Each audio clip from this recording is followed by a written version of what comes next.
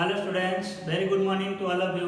तो last class हमने क्या पढ़ा था, वेक्टर को कोऑर्डिनेट एक्सिस में कैसे रिप्रेजेंट करते हैं उसके बारे में डिस्कशन किया था और उसका हम एडिशन सब्सट्रैक्शन सब किए थे, फिर यूनिट वेक्टर निकाले थे। ठीक है, तो एक दो क्वेश्चन मैं दे रहा हूँ जो लास्ट क्लास में किए थे और आज हम उस पहले उन दोनों क्वेश्चन बनाओ, प्रैक्टिस हो जाएगा और मेरे को भी पता चल जाएगा तुम लोग कितना आता है। ठीक है, तो फिर हम आगे बढ़ेंगे। तो एक देखो, एक क्वेश्चन है, सिंपल क्वेश्चन है लास्ट क्लास टाइप का। Find a vector parallel to I minus j and magnitude 10 units. पहला क्वेश्चन है।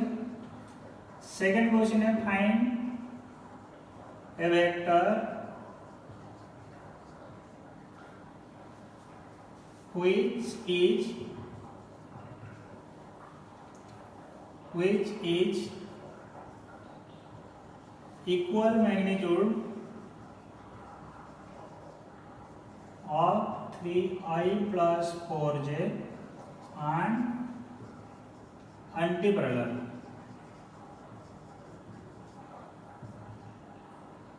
2i plus j, 2i minus j। ये सेकंड क्वेश्चन है। थर्ड क्वेश्चन है, suppose a equal to 2i plus j, b equal to minus i minus plus 4j। Find angle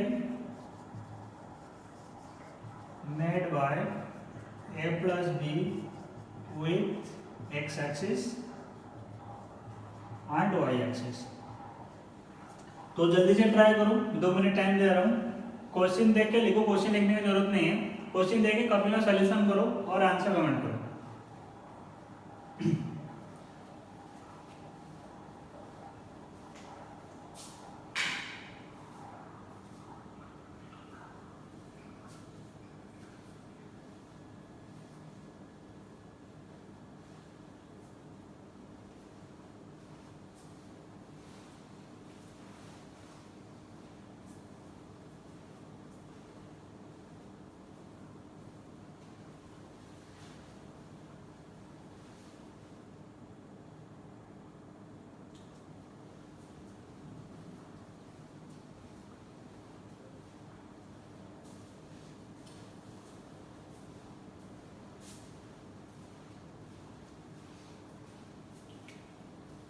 चलो, बहुत लोग का answer आया, तो हम सॉल्यूशन निकालते हैं। देखो कैसे है।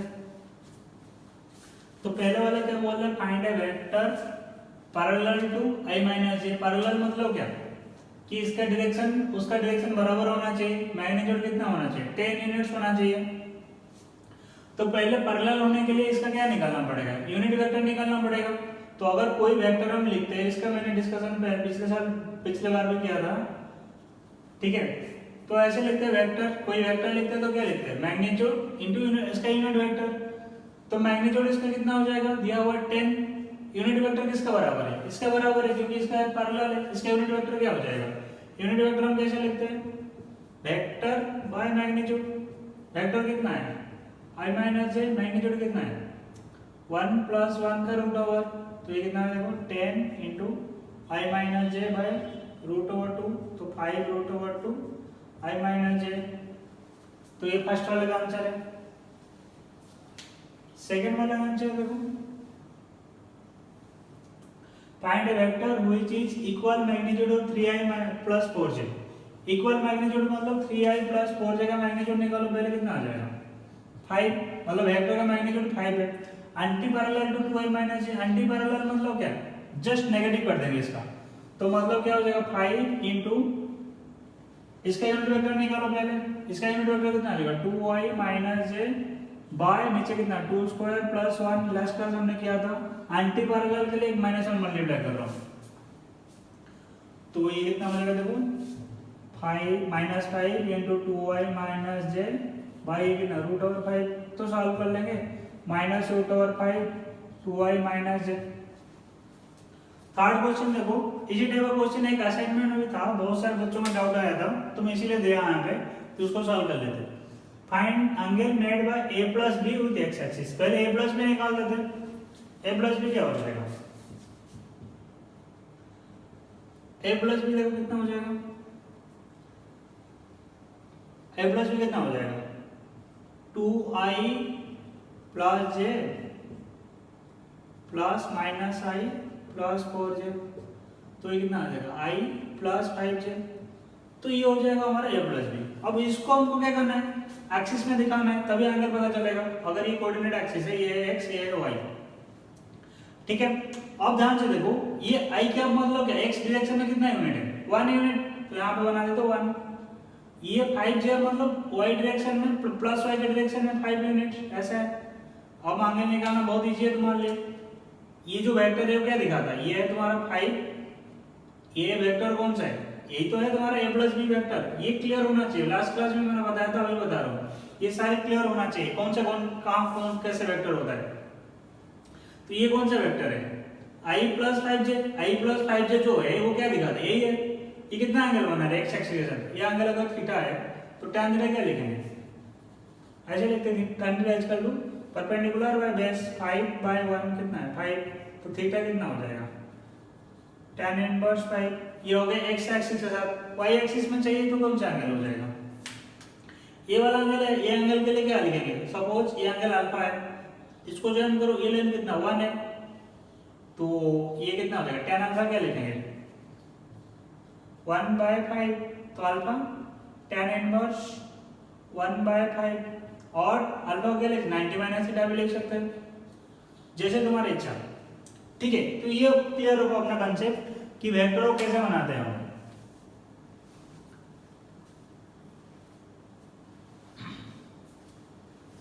अब नेक्स्ट देखते हैं। देखो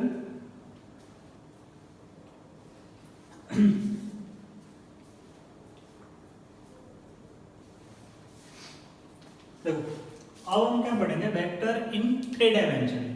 3 डायमेंशन में कैसे वेक्टर होता है? लास्ट क्लास हमने डिस्कशन किया था, 2 डायमेंशन का सारे मैंने कैलकुलेशन करके बताया था। अब 3 डायमेंशन का देखो, इसको थोड़ा सा इमेजिन करना पड़ेगा। 3 डायमेंशन में क्या क्या होता है? x कोऑर्डिनेट, y कोऑर्डिनेट और z कोऑर्डिनेट। ये बेसिकली क्या होता है? 2 डायमेंशन में क्या होता है? प्लेन होता है। जैसे बोर्ड है, उसका प्लेन है, मतलब बोर्ड का प्लेन हम क्या ले लेते हैं? इधर x, ऊपर ले लिया मैंने y, ठीक है। तो 3 डायमेंशन कैसा होता है? उसमें 3 होता है, x, y और x coordinate, y coordinate, z coordinate, ठीक है। तो पहले इसको समझते हैं, है क्या चीज x, y, z। इसको थोड़ा सा इमेजिन करना पड़ेगा। कोई 3D शेप का 3 डायमेंशन शेप इमेजिन करना पड़ेगा।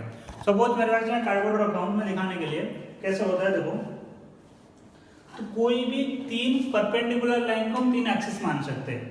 कोई भी 3, ध्यान से सुनो जो 3 डायमेंशन बता रहा हूँ, नहीं तो ये समझ में नहीं आता है जनरली बच्चों को, अगर अच्छे से नहीं समझेंगे।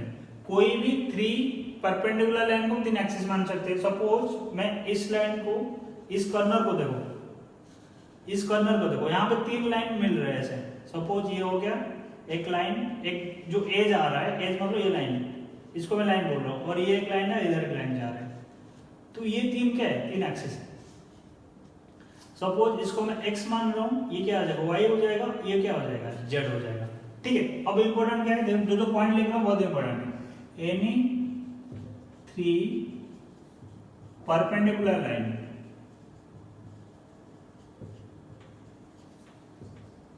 Can be treated as x, y, z axis. अब इंपॉर्टेंट है जो ध्यान से दिखा रहा हूँ, ऐसे बनाते हम, ये x, ये है y, ये है तुम्हारा z, ऐसे बना सकते हो। अब इंपॉर्टेंट क्या है? ये x, y और z एंटी क्लॉकवाइज होना चाहिए, तभी सही होगा हमारा एक्सिस बनाना। ऐसे एंटी क्लॉकवाइज होना चाहिए। तो मतलब पोजीशन चेंज कर सकते हो, but anti clockwise clockwise change नहीं कर सकते। सपोज मैंने x रखा, ये y है, ये z है। जैसे हम यहाँ पे नीचे क्या करते हैं? हमेशा नीचे x करते हैं, ऊपर हमेशा y करते हैं। इसका रीजन भी यही रहता है क्योंकि ये एंटी क्लॉकवाइज है। सिमिलरली अगर मैं एक्सिस को ऐसे बनाऊं, इसको x मान लिया, तो यहाँ पे y होना ही पड़ेगा और ये z होना पड़ेगा, क्योंकि x, y और z क्या होना चाहिए? एंटी क्लॉकवाइज होना चाहिए। यहाँ पे लिख देता हूँ एंटी क्लॉकवाइज। अगर एंटी क्लॉकवाइज नहीं रहेगा तो तुम्हारा कैलकुलेशन आंसर गलत है, ठीक है। X y z anti clockwise होना चाहिए, किसी भी डायरेक्शन ले सकते हो। अगर R1 में बना रहा हूँ, सपोज मैंने यहाँ पे y ले लिया, तो यहाँ पे क्या होगा, z होगा, क्योंकि y से एंटी क्लॉकवाइज घूमेंगे z आएगा, z से एंटी क्लॉकवाइज घूमेंगे x आएगा। ये हमने डिफाइन किया हुआ है ऐसे, ठीक है। एंटी क्लॉकवाइज हमेशा लेते हैं x y z। अब ध्यान से सोचो ये कैसा है, थोड़ा सा इमेजिन करना पड़ेगा इसको भी। अगर ये प्लेन है, ये कौन सा प्लेन है, z और x एक नीचे वाला प्लेन है। अगर ये नीचे वाला प्लेन है, इसको अगर हम मैच कराएंगे किसके साथ, मैं इसके साथ मैच करा रहा हूँ, इसको देखो। ऊपर वाला कौन सा है, z है, ये तुम्हारा क्या है x है, ये तुम्हारा क्या है y है। तो मतलब x y और z क्या परपेंडिकुलर अपने आप को यहाँ से मैच करा रहा हूँ मैं, क्योंकि ऊपर ये z है ना, इसलिए मैंने z को मैच करा रहा हूँ ऐसे। ऊपर ये z है, इधर x है, इधर y है। अब ध्यान से देखो, ठीक है। अब हम क्या कर रहे हैं, जो कोडिंग जो क्या बोलते हैं यूनिट वेक्टर डिफाइन किया था हमने, क्या हुआ था, आई कैप क्या हुआ था x डायरेक्शन का, j कैप है y डायरेक्शन का, और z डायरेक्शन का कितना है k कैप है। सपोज कोई वेक्टर में बोल रहा हूं, कैसा है, अगर मैं एक वेक्टर बोल रहा हूं 10 यूनिट्स x एक्सिस में, 5 यूनिट्स y एक्सिस में, 4 यूनिट्स z एक्सिस में, तो इसको कौन सा वेक्टर लिखेंगे। देखो x एक्सिस में 10 यूनिट्स मतलब क्या लिखा हुआ है वेक्टर को, सपोज ये वेक्टर है 10 आई कैप y एक्सिस में plus 5 j cap z axis में प्लस 4 k कैप।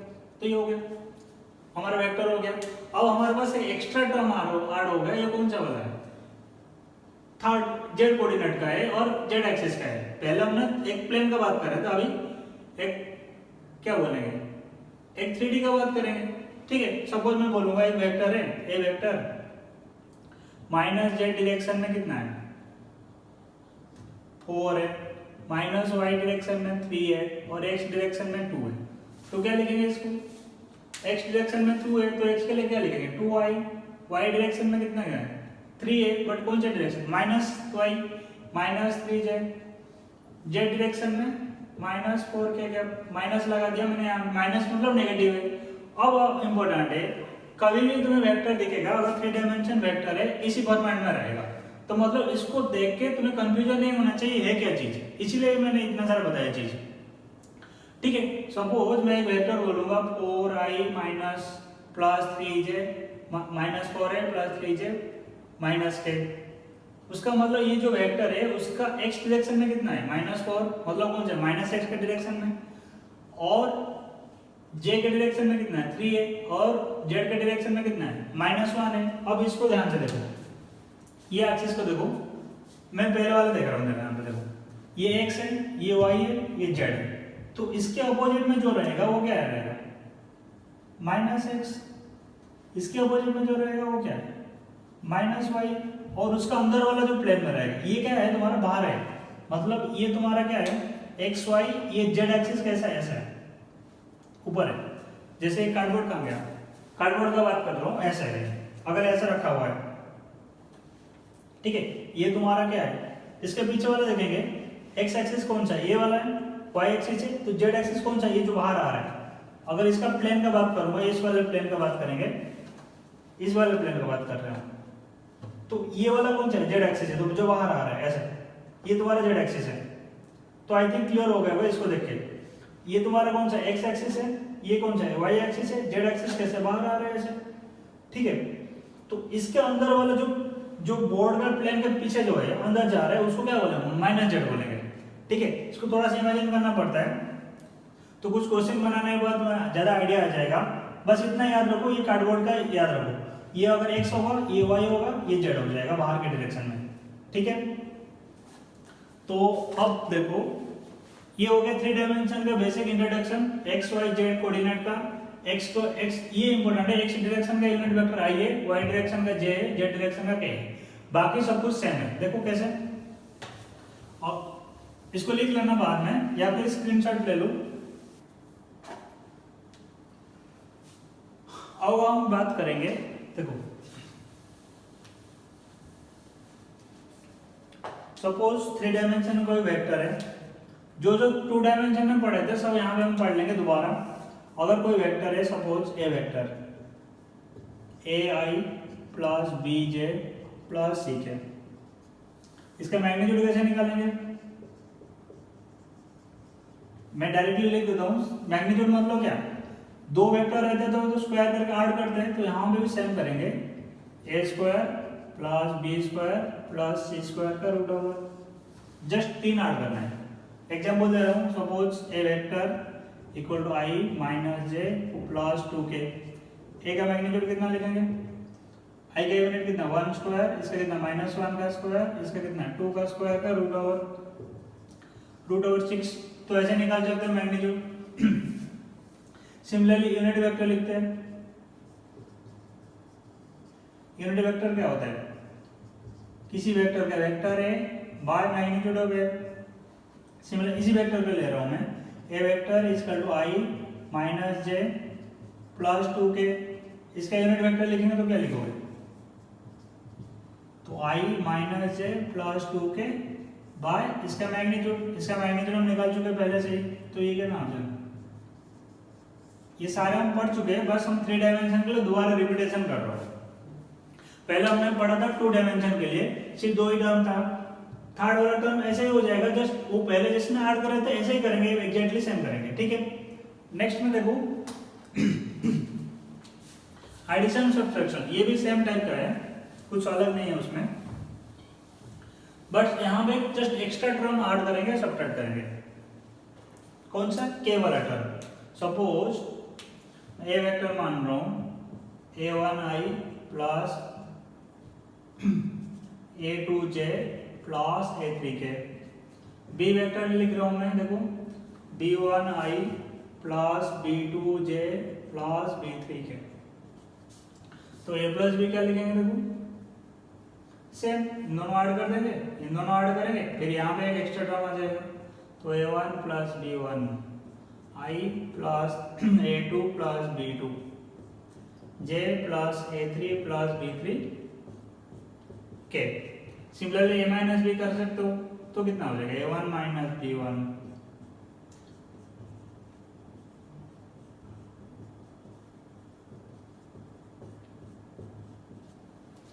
ठीक है, तो ये 3 डायमेंशन में एग्जैक्टली सेम होता है। तो 2-3 क्वेश्चन दे रहा हूँ, प्रैक्टिस करो तो तुम्हें क्लियर हो जाएगा और हम आगे बढ़ेंगे कैसे करते हैं। और कुछ क्वेश्चन बनाएंगे, ठीक है। इसको लिखने की जरूरत नहीं है, डायरेक्टली क्वेश्चन बनाओ। स्क्रीनशॉट लेकर रख सकते हो, बाद में नोट्स बना सकते हो। अगर ए वेक्टर है, मान लो i plus j minus 2k। B vector है i minus j minus 2j plus k। तो पहला क्वेश्चन है find a plus b. Second question निकालो, कैलकुलेशन करो a plus 2b, a minus 2b में कर रहा हूँ। एक साथ बहुत सारे क्वेश्चन दे रहा हूँ। Find unit vector along a minus b. बस 3 ही क्वेश्चन दे रहा हूँ, क्वेश्चन करो और आंसर बताओ।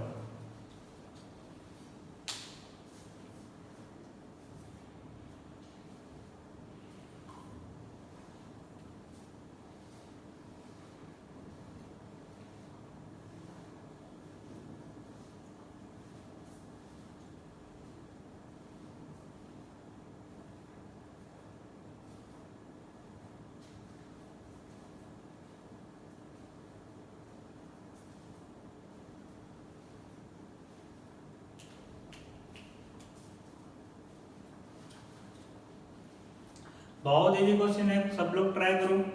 खुद करोगे तो कॉन्फिडेंस आ जाएगा और प्रैक्टिस भी हो जाएगा। बहुत इजी है, कुछ नहीं है, पिछले क्लास हमने कर चुके हैं, सारे टाइप का क्वेश्चन करो।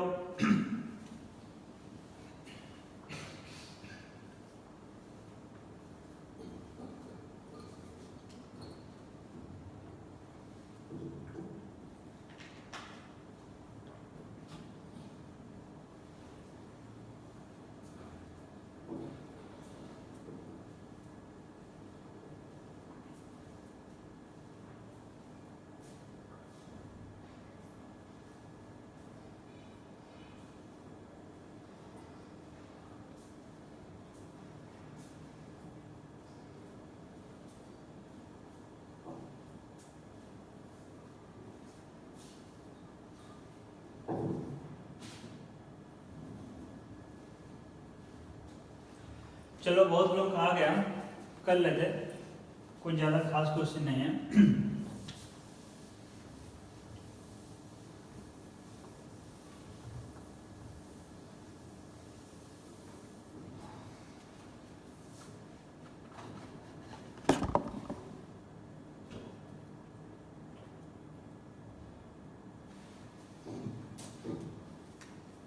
अब देखो मैं कर लेता हूँ, a प्लस बी करो तो बहुत इजी है, आई वाला कंपोनेंट ऐड करो, यहाँ पे 2 है, यहाँ पे कितना 1 है, तो 2 + 1 कितना हो जाएगा 3i, और यहाँ पे कितना -j -k। Similarly a - 2b चाहिए, a - 2b के लिए क्या करेंगे, b में पहले 2 मल्टीप्लाई करोगे, 2i + j - 2k -2 × b के मल्टीप्लाई करो, कितना है i - 2j + k, तो ये कितना हो जाएगा 2i माइनस, यहाँ पे देखो 2i, यहाँ पे माइनस माइनस प्लस हो गया 4j - 2k, तो ये कितना हो जाएगा 2i - 2i कैंसिल हो गया, j + 4j कितना है 5j, और -2k कितना है -4k, तो i वाला कंपोनेंट क्या हो गया कैंसिल हो गया। तो थर्ड वाला क्वेश्चन बोल रहे फाइंड यूनिट वेक्टर अलग a - b, तो पहले ये फर्स्ट है, ये सेकंड है, थर्ड बोल रहे फाइंड यूनिट वेक्टर अलग a - b, पहले a - b तो निकालो, तो a - b कितना होगा देखो 2i + j - 2k -i - 2j + k, तो ये कितना हो जाएगा देखो 2, यहाँ पे कितना -1, तो i j + 2 3j - 2k -k -3k, तो ये हो गया तुम्हारा a - b। अब इसका यूनिट वेक्टर चाहिए, तो इसका यूनिट वेक्टर क्या करेंगे, इसका मैग्नीट्यूड डिवाइड करेंगे, सपोज ये वेक्टर है c वेक्टर, c का यूनिट वेक्टर के लिए क्या करेंगे, यहीं पे लिख देता हूँ, c का यूनिट वेक्टर के लिए vector c by magnitude, vector c कितना है i + 3j - 3k by magnitude divide करो 1² + 3² + 3², तो ये कितना हो जाएगा 9 + 9 18 19, तो i + 3j - 3k बाय √19, तो ये हो गया क्वेश्चन का सॉल्यूशन। ठीक है, अब हम आगे बढ़ते हैं।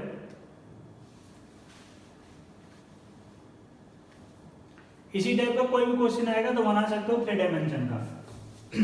जितना सारे क्वेश्चन लास्ट क्लास मैंने कराया था वो सारे क्वेश्चन यहाँ में मैं करा सकता हूँ, जस्ट एक के ऐड करके, ठीक है, तो ज़्यादा नहीं करा रहा हूँ, एक असाइनमेंट प्रोवाइड करूँगा आज क्लास के बाद, तो उसमें 3 डायमेंशन का कैलकुलेशन आएगा, कर सकते हो। तो हम आगे बढ़ते हैं, अब हम निकालेंगे क्या कंडीशन पर पैरेलल, मतलब 2 वेक्टर को हम पैरेलल कब बोलेंगे,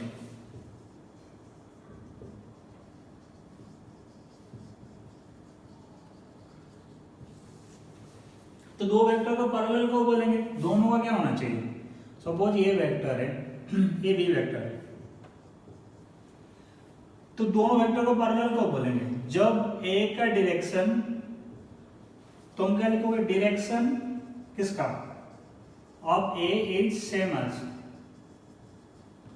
बी, तो डायरेक्शन ए का डायरेक्शन का मतलब क्या, ए का यूनिट वेक्टर क्या देता है डायरेक्शन देता है ना, ए का डायरेक्शन का मतलब क्या, ए का यूनिट वेक्टर और इक्वल टू बी का यूनिट वेक्टर बराबर होना चाहिए। अगर कोई 2 वेक्टर का यूनिट वेक्टर बराबर हो जाएगा तो उनका क्या डायरेक्शन सेम है, ठीक है, तो ये हमारा बेसिक कंडीशन है। इसको कुछ और डिडक्शन करते हैं, सपोज ए वेक्टर को मान लिया मैंने a1i + a2j + a3k, similarly B vector मान लिया b1i + b2j + b3k,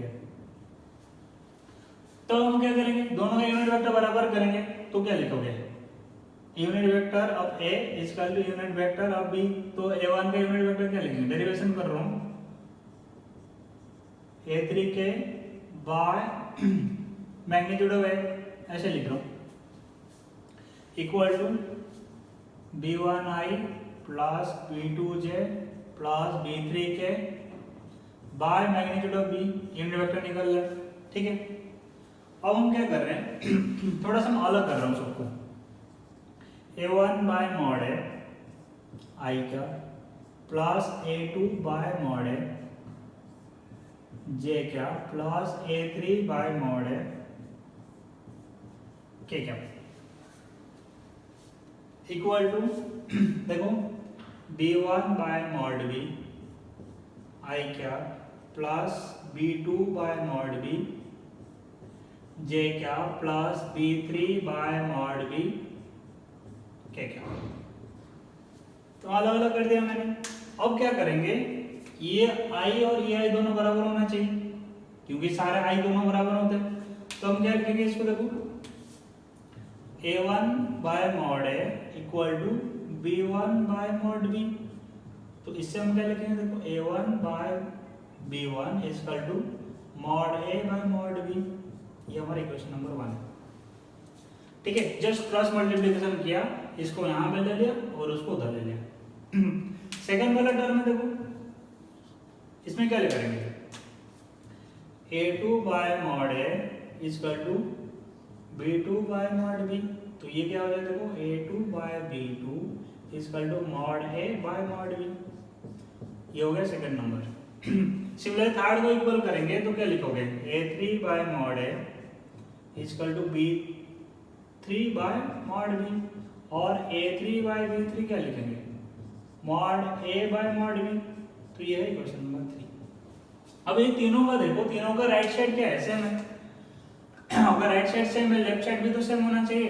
तो तुम्हारा फॉर्मूला बन गया यहाँ पे, देखो कंडीशन क्या बन गया, ये बहुत इंपॉर्टेंट कंडीशन है, बहुत बार एग्जाम में, a3 बाय b3 ये है पैरेलल कंडीशन, इसको ही बोलते हैं पैरेलल कंडीशन। अगर डेरिवेशन याद रखने की जरूरत नहीं है, बट मैंने दिखाया कैसे होता है, बट ये फॉर्मूला इंपॉर्टेंट है, इसको याद रखना। ये है पैरेलल कंडीशन,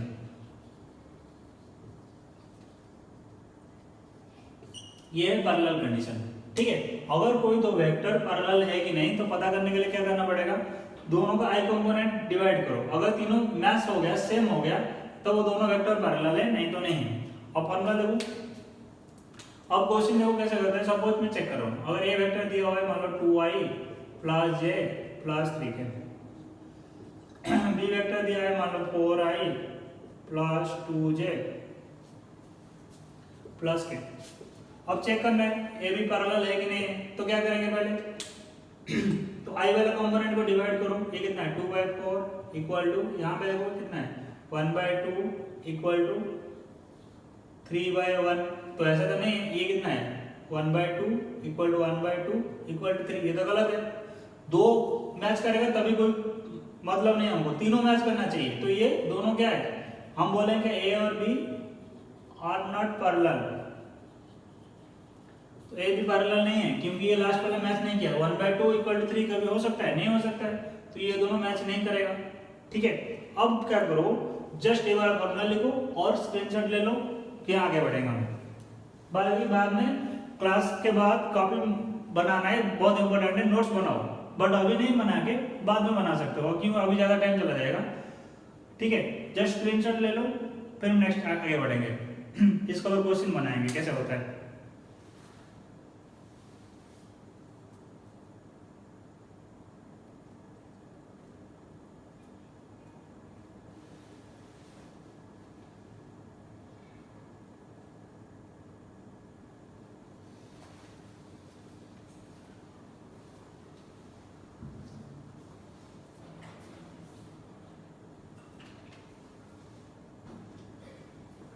देखो नेक्स्ट क्वेश्चन दे रहा हूं,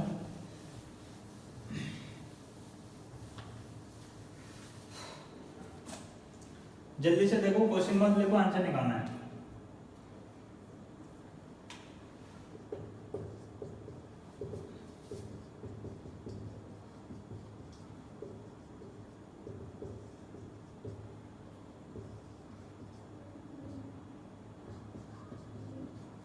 बोलो ए भी पैरेलल है कि नहीं है,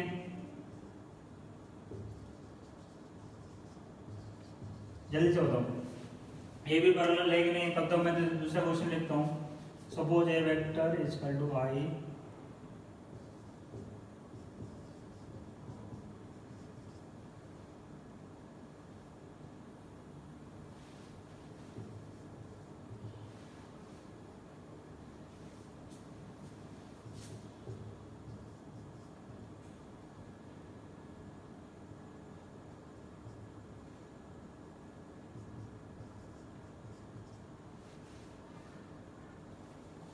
if A and B are parallel find x। बहुत इजी है।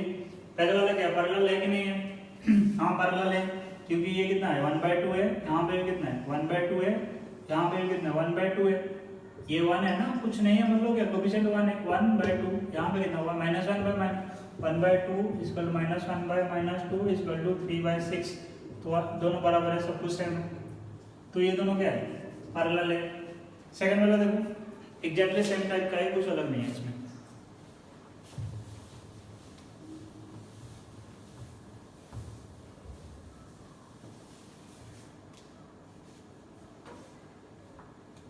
सपोज नेक्स्ट क्वेश्चन लिख रहा हूँ। Suppose a equal to 2y plus xj, b equal to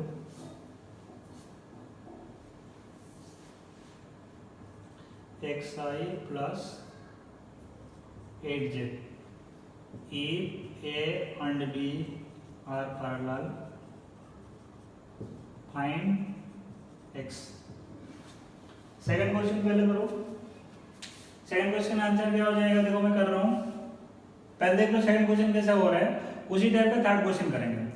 तो वही फॉर्मूला लगाएंगे, पैरेलल होने के लिए क्या होना चाहिए, कोएफिशिएंट बराबर होना चाहिए। पहले वाला कितना 2/1, सेकंड वाला का कितना है इक्वल टू 2/1, थर्ड वाला कितना है 1/x। हमको x चाहिए, इन दोनों को ले लो, 2 equal to 1/x, x value कितना 1/2, तो ये आंसर है। नेक्स्ट वाला करो।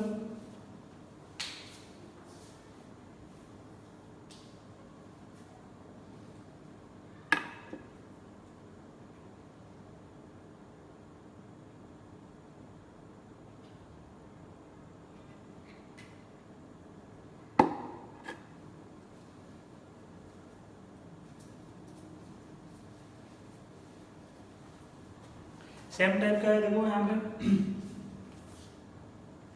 मैं कर रहा हूँ, देखो कुछ लोग का आंसर आ गया, फिर मैं कर रहा हूँ। देखो पहले वाले के लिए क्या लिखेंगे 2/x इक्वल टू x/8, तो मल्टीप्लाई करो क्रॉस मल्टीप्लिकेशन, तो 16 इक्वल टू x², तो x का वैल्यू कितना है 4 और -4, 2 आता है। ठीक है, तो यहाँ पे चेक करना पड़ेगा, अगर ऐसा कुछ आता है तो एक बार चेक करना पड़ेगा क्या 4 में सेटिस्फाई कर रहा है, -1 में सेटिस्फाई कर रहा है, नहीं कर रहा है। तो सपोज मैंने मान लिया पहले x इक्वल टू 4 डालो, ये पहले वाला क्या हो जाएगा, अगर x इक्वल टू 4 है तो a कितना हो जाएगा 2y प्लस 4j।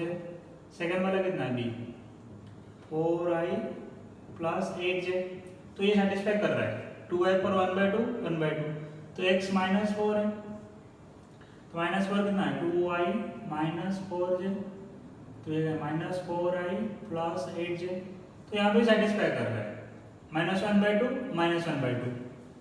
ठीक है, बट ऐसा क्वेश्चन आएगा, ऐसा क्यों बोला मैंने चेक करने के लिए, क्योंकि ये तो बहुत सिंपल क्वेश्चन था, तो ऐसा क्वेश्चन आएगा एग्जाम में, आ भी सकता है। उसमें क्या हो जाएगा x का वैल्यू तो आ जाता है बट वो सेटिस्फाई नहीं करता है। जैसे पढ़े हो ना क्वाड्रेटिक इक्वेशन में, जब भी क्वाड्रेटिक इक्वेशन में कई बार कैसे होता है कुछ एक्स्ट्रा रूट्स आ जाता है तो वो सेटिस्फाई नहीं करता है, तो सेम चीजें यहाँ पे भी है, तो उसको एक बार चेक करना पड़ेगा। अगर ऐसा आ गया तो एक बार चेक करना पड़ेगा। ठीक है, तो इसको लिख लो या फिर स्क्रीनशॉट ले लो। फिर नेक्स्ट हम आगे बढ़ेंगे, बहुत इंपॉर्टेंट कंसेप्ट पढ़ेंगे पोजीशन वेक्टर।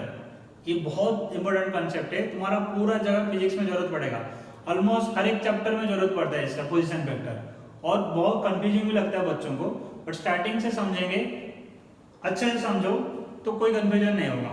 मैंने जैसे बोल रहा हूँ ऐसे याद रखोगे तो कोई कंफ्यूजन नहीं होगा, हमेशा करेक्ट रहेगा। क्योंकि मैंने देखा हूँ बहुत सारे 80% बच्चों का पोजीशन वेक्टर में गलती कर देते हैं, उल्टा कर देते हैं। ठीक है, तो पढ़ते पहले पोजीशन वेक्टर।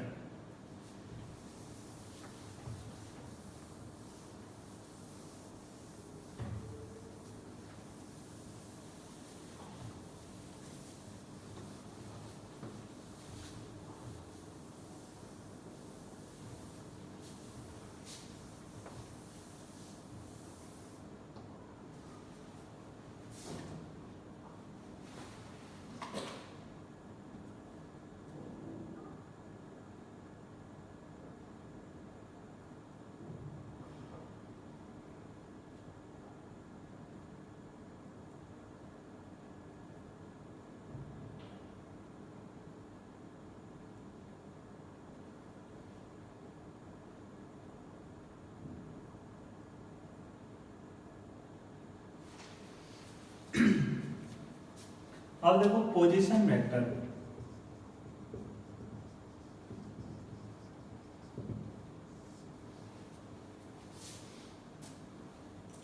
तो ये पोजीशन जो टर्म है वो क्या है, रिलेटिव टर्म है कि नहीं है। अगर मान लो मैं बोलूंगा कि मैं यहाँ पे खड़ा हूँ, तुम लोग घर में बैठे हो, तो तुम्हारा पोजीशन, तुम्हारा घर का जो डोर है इससे कितना दूरी है, कम डिस्टेंस है। बट मेरे से अगर तुम्हारा घर का दूरी अगर बोलूंगा तो बहुत दूर हो सकता है कि नहीं। तो पोजीशन जो टर्म होता है वो रिलेटिव टर्म होता है। सिमिलरली पोजीशन वेक्टर भी एक रिलेटिव कंसेप्ट है, रिलेटिव टर्म है, ठीक है। रिलेटिव का मतलब क्या कि ये पोजीशन वेरी कर सकता है। सपोज घर में बैठे हो, तुम्हारा पोजीशन कोई भी डोर से अलग हो सकता है और घर का दूसरा आदमी से क्या हो सकता है, अलग हो सकता है, ठीक है। तो पोजीशन मतलब क्या, डिस्टेंस, ऐसे बोल सकते हो डिस्टेंस। अगर मैं बोलूंगा मैंने यहाँ पे हूँ, मेरे से कोई ऑब्जेक्ट का डिस्टेंस कुछ हो सकता है और दूसरे वाला आदमी से, अगर मान लो ऐसा है, तुम लोग यहाँ पे बैठे हो, अगर कोई पॉइंट है यहाँ पे, तो ये क्या बोलेगा, सपोज ये डिस्टेंस 4 है और इससे डिस्टेंस कितना है, 3 है, तो बोलेगा इसको अगर बी को पूछेंगे तो ये क्या बोलेगा, इस पॉइंट का पोजीशन मेरे से कितना डिस्टेंस, 3 डिस्टेंस में, इस पॉइंट का पोजीशन मेरे से कितना है, 4 है। तो अगर बोलूंगा इस पॉइंट का पोजीशन कितना है तो क्या करना पड़ेगा, अगर मैं बोलूंगा कोई पॉइंट पी है, पी का पोजीशन बताओ, नेक्स्ट क्वेश्चन क्या आएगा, हम पोजीशन बट किसके रेस्पेक्ट में बताना है। समझ में आ रहा है, ध्यान से सुनो, फिर से बता रहा हूं। अगर दो आदमी बैठे हैं ए और बी, तो यहाँ पे एक पॉइंट है पी पॉइंट, ठीक है। अब मैं बोलूंगा कि यहाँ से ए से बी पॉइंट का डिस्टेंस कितना, 4 है, बी से बी पॉइंट का डिस्टेंस कितना, 3 है। तो मैं जस्ट बोल दूंगा ऐसे ही कि पी पॉइंट का पोजीशन बताओ और पी पॉइंट का डिस्टेंस बताओ।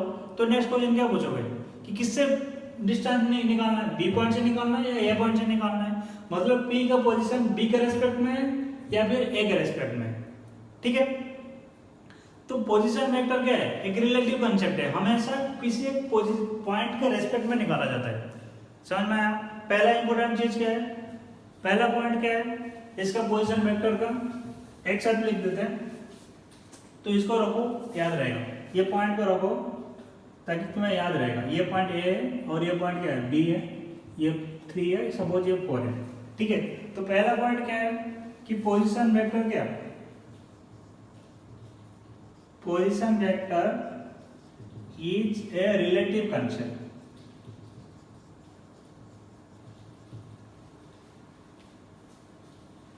और पहले तो position of any point with respect to other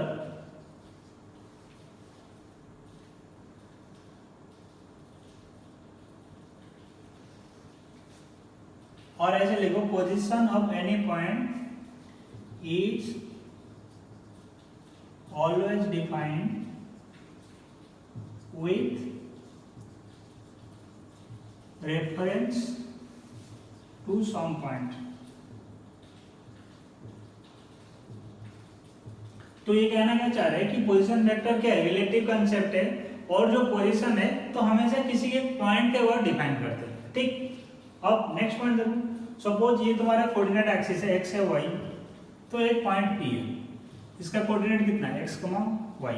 बहुत इंपॉर्टेंट है, ये क्या करेगा तुम्हें कि किसी पॉइंट का हम वेक्टर निकाल देंगे, मतलब कोऑर्डिनेट एक्सिस में किसी एक पर्टिकुलर पॉइंट है उसका हम वेक्टर निकालना सीख जाएंगे यहाँ पे, ठीक है। तो ये बहुत इंपॉर्टेंट है, बहुत यूजफुल वे। तो कोऑर्डिनेट एक्सिस में जितना सारा पॉइंट है x, y, 2, 3, तो उसको हम वेक्टर में एक्सप्रेस करना सीख जाएंगे यहाँ पे, ठीक है। सपोज मैं बोलूंगा p का पोजीशन बताओ, तो क्या करेंगे, तो बोलेंगे p का पोजीशन किसके रेस्पेक्ट में। तो हमेशा क्या होता है, जो पोजीशन वेक्टर है अगर कुछ नहीं बोलते हम मानते हैं कि o के रेस्पेक्ट में, किसके रेस्पेक्ट में, ओरिजिन के रेस्पेक्ट में। तो if not mentioned position is taken with respect to origin, ठीक, origin ऑफ कोऑर्डिनेट एक्सिस। तो अगर कुछ मेंशन नहीं किया है तो अगर बोलेंगे p का पोजीशन वेक्टर बताओ, P का पोजीशन पता हो तो क्या करेंगे, P का पोजीशन किसके रेस्पेक्ट में दिखाएंगे, ओरिजिन के रेस्पेक्ट में दिखाएंगे। ठीक है, अगर कुछ मेंशन नहीं किया हुआ है हमेशा पोजीशन क्या है, ओरिजिन के रेस्पेक्ट में दिखाते हैं। अब कैसे दिखाएंगे देखो, तो अब क्या करेंगे, ओरिजिन को P पॉइंट को ज्वाइन कर लो, ये जो वेक्टर बन गया, अगर ये O है ये P है, OP हो गया position vector of point P। क्या हो गया, OP equal to position vector of point P।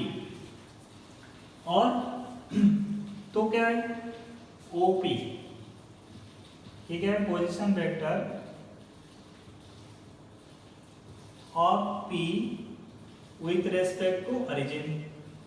अगर सिर्फ इतना ही लिखा रहेगा उसका मतलब क्या, ओरिजिन के रेस्पेक्ट में, कुछ लिखा नहीं रहेगा मतलब ओरिजिन के रेस्पेक्ट में। तो कैसे मैंने बनाया देखो,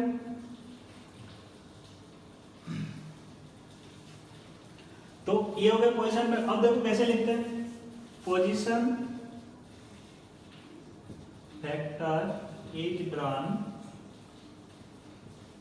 by line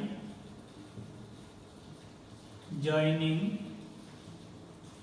from reference point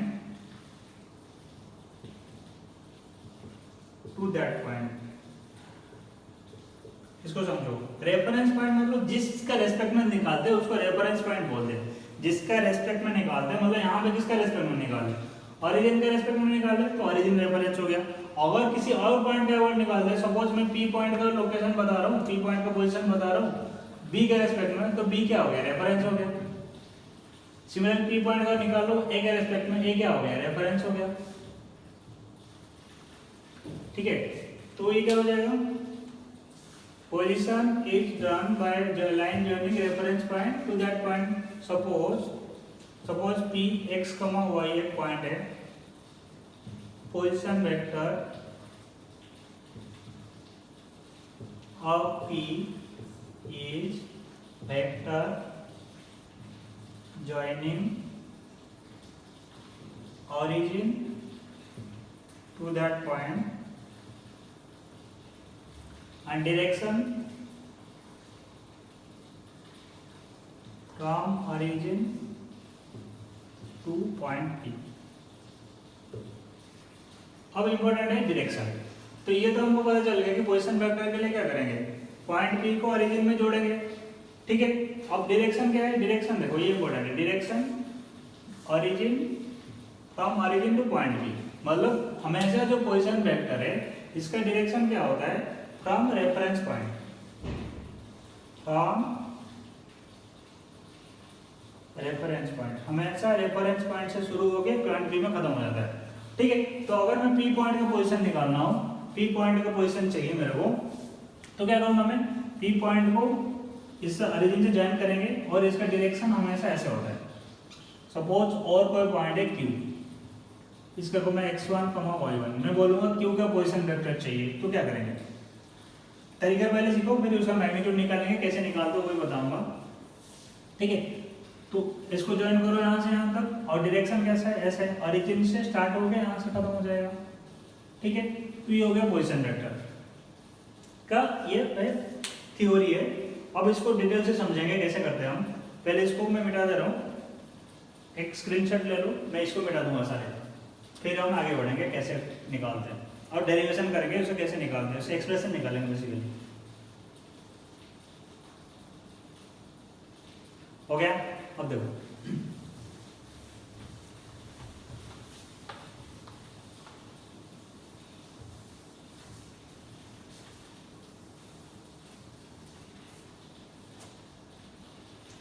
तो ये हो गया तुम्हारा पॉइंट, सपोज ये पॉइंट P है x, y, तो मेरे को क्या चाहिए, पोजीशन वेक्टर ऑफ P। तो हम क्या करेंगे, मैंने बताया था ओरिजिन को यहाँ से ज्वाइन करो, इस वाला वेक्टर है, मेरा पर्पस क्या है, OP वेक्टर, ये क्या है, पोजीशन वेक्टर किसका, ऑफ P। अगर OP वेक्टर अगर निकाल दिया हम तो हमारा हो जाएगा। तो क्या करेंगे, देखो यहाँ से ड्रॉ करो परपेंडिकुलर, तो ये लेंथ कितना है, y है क्योंकि कोऑर्डिनेट, और ये लेंथ कितना है, x है। ये कौन सा डायरेक्शन में, x एक्सिस में है। तो अगर मैं मान लेता हूँ ये पॉइंट को D मान लेता हूँ, OD क्या लिखेंगे, OD वेक्टर क्या लिखेंगे, देखो ये हमको पता है ओडी वेक्टर क्या है, एक्स डायरेक्शन में, एक्स एक्सिस में कितना एक्स यूनिट है, तो एक्स आई क्या लिख देंगे। सिमिलरली डी पी वेक्टर क्या लिखेंगे, देखो ये जितना लेंथ है इससे पैरेलल शिफ्ट कर दो यहाँ पे, क्योंकि वेक्टर को पैरेलल शिफ्ट कर सकते हैं। ये कितना वाई जे। अब ट्रायंगल लगाओ, कैसा है ट्रायंगल लगाओ, कौन सा ट्रायंगल है, ट्रायंगल ओ डी पी में ट्रायंगल लगाओ तो क्या लिखेंगे, O P vector equal to O D vector plus P D P vector. तो ओ डी वेक्टर कितना हो गया, x i plus y j, ये हो गया ओ पी वेक्टर। बस इतना याद रखना है। किसी पॉइंट का पोजीशन वेक्टर का निकालना है, O P vector equal to x i plus y j. Simple है, जो भी पॉइंट दिया रहेगा उसमें एक आई कैप लगा दो, एक जे कैप लगा दो, हो जाएगा। अगर 3D में बोलेंगे आई जे के हो जाएगा। सपोज मैं बोलूंगा, अगर मैं 3D लिखूंगा, अगर कोई पॉइंट है पी एक्स कमा वाई कमा जेड, पोजिशन वेक्टर में पी वी लिख रहा हूँ पोजिशन वेक्टर को। अब पॉइंट को मैं ले रहा हूँ, suppose a equal to x i plus y z plus z. ये हो गया पोजीशन वेक्टर। पोजीशन वेक्टर मतलब position vector with respect to origin, position vector with respect to origin. तो सपोज मैं बोलूंगा पॉइंट है 2,-3, find its position vector with respect to origin. कुछ लिखना नहीं रहेगा, मतलब ओरिजिन। तो इसको क्या लिखेंगे, सपोज ये बी पॉइंट है, बी को क्या लिखोगे, 2 के पास आई लगा दो, -3 के पास जे लगा देंगे। सिमिलरली अगर मैं बोलूंगा -1, 2, -3, इसका पोजीशन वेक्टर क्या हो जाएगा, ये सी है। सी का वेक्टर क्या लिखेंगे, -i प्लस 2j -3k। तो ओरिजिन के रेस्पेक्ट में निकालना बहुत ईजी है, इसमें कोई दिक्कत नहीं है। जो भी पॉइंट दिया रहेगा उसके सामने क्या लिखेंगे, आई जे के लिख लेंगे, तो ओरिजिन का पोजीशन वेक्टर हो जाएगा। और इसका डायरेक्शन क्या है, ओरिजिन से स्टार्ट होके पी पॉइंट तक पहुंचता है। सपोज मैं पॉइंट मान लिया -4, 5, 6, इसका पोजीशन वेक्टर कितना हो जाएगा, -4i -5j plus 6k। Simple है पोजीशन वेक्टर निकालना। जो भी पॉइंट रहेगा उसके सामने क्या करेंगे, आई जे जोड़ देंगे, तो ये हो जाएगा पोजीशन वेक्टर। तो बट ये पोजीशन वेक्टर क्या है, ओरिजिन के रेस्पेक्ट में, ठीक है। अब नेक्स्ट पढ़ेंगे किसी और एक पॉइंट के रेस्पेक्ट में कैसे निकालेंगे। ये बहुत इंपॉर्टेंट है, समझना है कैसे होता है। तो इसको देखो, फिर नेक्स्ट हम स्टार्ट करेंगे, स्क्रीनशॉट ले लो इसका। नेक्स्ट हम पढ़ेंगे position vector with respect to another point.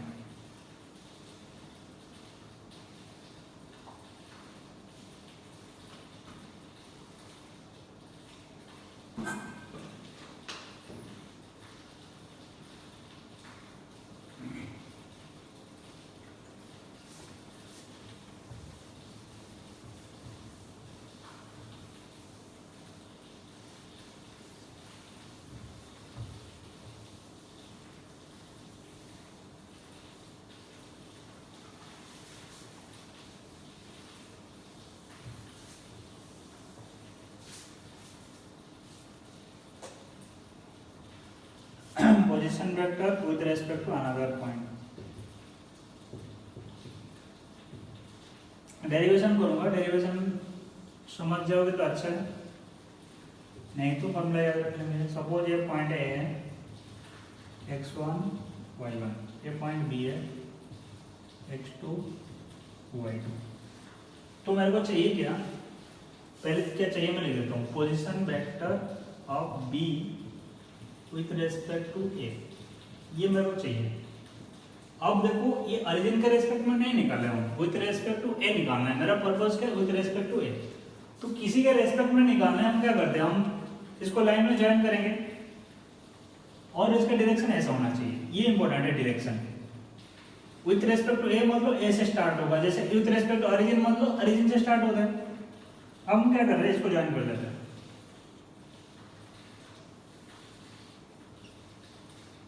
ये ओ है, तो ओ बी वेक्टर क्या लिखेंगे, ओ बी जो है वो क्या है, पोजीशन वेक्टर ऑफ बी है, क्योंकि ओरिजिन से स्टार्ट हो रहा है। तो ओ बी वेक्टर क्या लिखेंगे, x2i plus y2j। Similarly O A vector क्या लिखेंगे, देखो x1 i plus y1 j। But हमको क्या चाहिए, ए बी वेक्टर चाहिए। ट्रायंगल लॉ लगाओ, ट्रायंगल लॉ में क्या लिखेंगे, O A vector plus A B vector equal to O B vector. तो ए बी वेक्टर क्या हो गया, O B vector minus O A vector. O B vector क्या हो जाएगा, देखो लिख चुके हम, O B vector x2 i plus y2 j minus x1 i plus y1 j। तो ये कितना हो जाएगा, x2 minus x1 i plus y2 minus y1 j। ये हो गया तुम्हारा ए बी वेक्टर। अब इसको याद नहीं करना है, मैं जो बोल रहा हूँ वही याद करना है, ठीक है। ये फॉर्मूला आ गया हमारा। अब कैसे याद करना है ध्यान से देखो, ठीक है। तो कोई दो पॉइंट दिया रहेगा, ऐसे तो कोऑर्डिनेट एक्सिस में नहीं दिया रहेगा, कोई रैंडमली दो पॉइंट दिया रहेगा। तो इसको क्या करना है तुम्हें, देखो इसको याद रखो, ये statement position vector of A B. A B मतलब क्या, position vector of B with respect to A, ये तो समझना है। Position vector of A B ऐसे अगर दिया रहेगा, देखो उसका मतलब ए क्या है, स्टार्टिंग पॉइंट ए है, बी क्या है, एंडिंग पॉइंट है। ये हमने पहले पढ़ा था वेक्टर में। ए बी मतलब ऐसा होना चाहिए, ये इसको बोलता हूँ A B vector. Starting point कौन सा है, ए, तो ये क्या हो जाएगा तुम्हारा रेफरेंस पॉइंट। जहां से स्टार्ट हो रहा है रेफरेंस है, वहीं से स्टार्ट हुआ, ये क्या है एंड पॉइंट। एंड पॉइंट मतलब स्टार्ट हो रहा है। तो अगर ऐसा है तो इसको क्या लिखेंगे, position vector of A B equal to position vector of B minus position vector of A. इसको याद रखना है। ये क्या है, ओ बी का मतलब क्या है, पोजीशन वेक्टर। ओ बी क्या है तुम्हारा, पोजीशन वेक्टर ऑफ बी। ओ ए क्या है, पोजीशन वेक्टर ऑफ ए, ठीक है। तो इसको मैंने चेंज कर लिया। तो ये स्टेटमेंट अगर याद रख लिए, तुम्हारा पूरा 2 साल फिजिक्स में कभी गलती नहीं होगा। दो चीज याद रखना है, डायरेक्शन। ए बी मतलब ए से स्टार्ट हो रहा है, बी से खत्म हो रहा है, मतलब क्या, ए बी मतलब क्या, position vector of B with respect to A. क्योंकि इसमें कंफ्यूजन होता है बच्चों को, 90% बच्चों को कंफ्यूजन रहता है, इसमें गलती कर देते हैं, ए बी बी है वो। अगर ए बी चाहिए तो जिधर डायरेक्शन में अरोमा रहेगा वहां से माइनस करेंगे, position vector of B minus position vector of A. Example दे रहा हूं, देखो सपोज मैं बोलूंगा एक पॉइंट है ए -1, 2, बी पॉइंट है -2 और 2, -3। तो मेरे को चाहिए क्या, ए बी वेक्टर चाहिए। तो देखो ए बी वेक्टर मतलब क्या, ए से स्टार्ट हो रहा है, बी में खत्म हो रहा है, तो माइनस किससे करेंगे, जहां से खत्म होगा, मतलब जो यहां से स्टार्ट होगा वो नेगेटिव होना चाहिए। Position vector of B minus position vector of A. तो बी के लिए क्या लिखेंगे, 2i माइनस 3j। ए के लिए क्या लिखेंगे, -i प्लस 2j। फिर माइनस कर दो, कितना हो जाएगा, 3i माइनस 5j। ठीक है। तो इसको मैं 3D में एक्सटेंड कर सकता हूँ, देखो कैसे कर रहा हूँ। सपोज P पॉइंट है, -1, 2, 3, Q पॉइंट है 4, -2, 3। तो मेरे को चाहिए क्यू पी वेक्टर। अब ध्यान से देखो, क्यू पी वेक्टर मतलब कहाँ से स्टार्ट होगा, क्यू से स्टार्ट होगा, पी में खत्म होगा, पी की तरफ जाएगा। स्टार्ट कहाँ पे, क्यू पी वेक्टर मतलब ऐसे याद रखो, क्यू पी वेक्टर हम ऐसे लिखते हैं, क्यू पी, क्यू से स्टार्ट होगा, पी की तरफ जाएगा। तो इसे किससे माइनस करेंगे, position vector of P minus position vector of Q. जहां से स्टार्ट होगा वो सेकंड में रहेगा, माइनस रहेगा। तो पी के लिए क्या लिखेंगे, -i plus 2j plus 3k, minus Q के लिए कितना, 4i minus 2j plus 3k। अब इसको सॉल्व कर देंगे, -5i plus 4j, 3k minus 3k 0 हो गया, तो ये हो गया। ठीक है, ध्यान से समझो इसको और इसका स्क्रीनशॉट ले लो। 2 दिन में क्वेश्चन करा लेता हूँ ताकि तुम्हें प्रैक्टिस हो जाएगा आज क्या पढ़े, नहीं तो फिर भूल जाओगे सारे।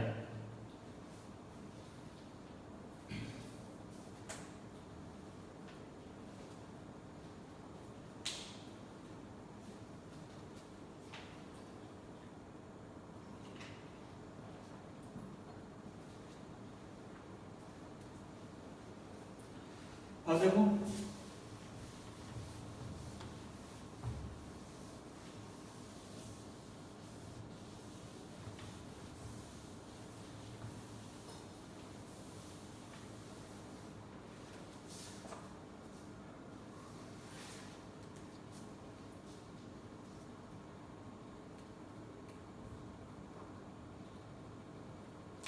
तो मैं पॉइंट ले रहा हूँ कुछ। ए पॉइंट है 2, 3, 4, बी पॉइंट है -2, 1, -2। तो मेरे को सपोज चाहिए बी ए वेक्टर, तो क्या लिखेंगे? तो बी ए वेक्टर मतलब कहाँ से स्टार्ट हो रहा है? ये क्या है तुम्हारा पोजीशन वेक्टर, याद रखो position vector of A with respect to B. B A vector मतलब दिमाग में पिक्चर क्लियर रखो, ये बी है ये ए है। जो सेकंड जिसके डायरेक्शन में आरो मार्क है वो क्या है? जिसके तरफ जा रहा है, जहां से आ रहा है क्या है? ये बी है। तो मतलब हम किससे किससे माइनस करेंगे? बी ए वेक्टर मतलब पोजीशन वेक्टर ऑफ ए से इससे माइनस करेंगे, minus position vector of B. ऐसे याद रखो, कोई कंफ्यूजन नहीं होगा, ठीक है? तो ए का पोजीशन वेक्टर लिखो। ए का पोजीशन वेक्टर कितना है? 2i + 3j + 4k minus -2i + j - 2k। तो ये कितना है? 4i + 2j + 6k, ठीक है? तो सपोज मेरा करके बताओ कितना आएगा। मैं लिखूंगा पी पॉइंट है 1, -2, 3, क्यू पॉइंट है 1, 2, 3, आर पॉइंट है 0, 2, -2, 1। तो सपोज मैं लिखूंगा पी क्यू वेक्टर क्या लिखेंगे, क्यू आर वेक्टर क्या लिखेंगे, आर पी वेक्टर क्या लिखेंगे? बताओ, सिंपल बता रहा हूँ, कुछ इसमें दिक्कत नहीं है। किससे किससे माइनस करेंगे, फिर से करूँ फिर आंसर बताओ।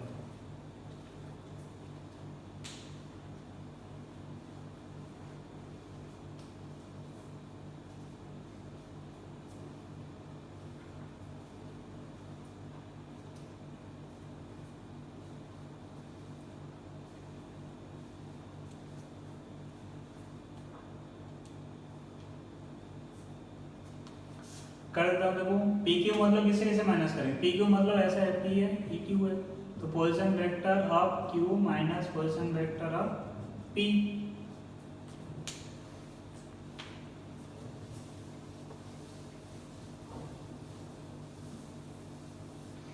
तो पोजीशन वेक्टर ऑफ क्यू कितना है?